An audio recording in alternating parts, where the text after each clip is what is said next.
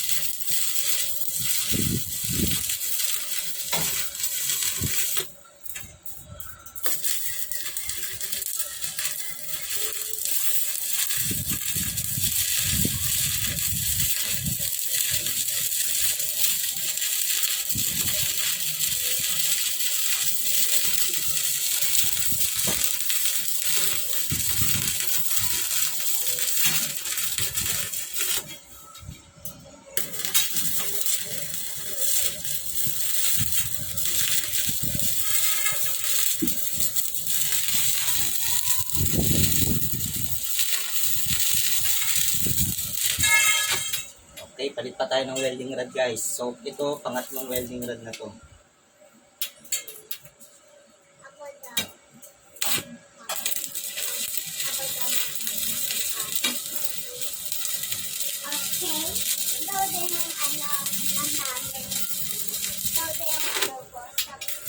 Mado na. Wala lang tayo dito. Ano po kailangan mo?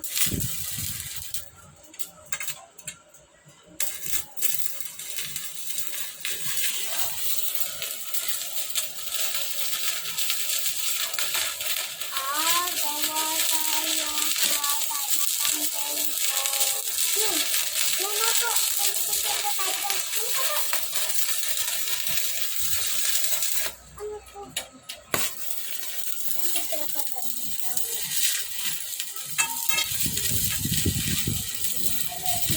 Ako din daw. Ako din daw. Ako yung ikaw daw, boss. Diba, boss? O, dapat hari yun. O, boss na na. Ako rin. Hindi. Ako yung rin na. Bakit ito yun?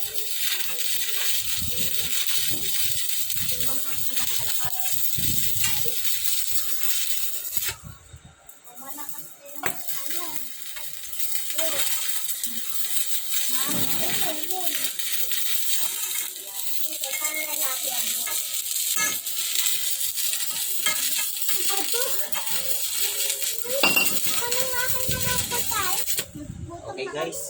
So, tatlong welding rod yung naubos natin. Full weld yun guys ha. Ngayon, para sa inverter type welding machine, kung tapos na kayong mag-welding, huwag nyo munang papatayin siya. Hayaan nyo muna siyang mag-cool down. Okay? Para hindi maapektuhan yung mga mekanismo niya sa loob. So, hayaan mo muna siyang mag-cool down at least 3 to 5 minutes. Okay? Salamat!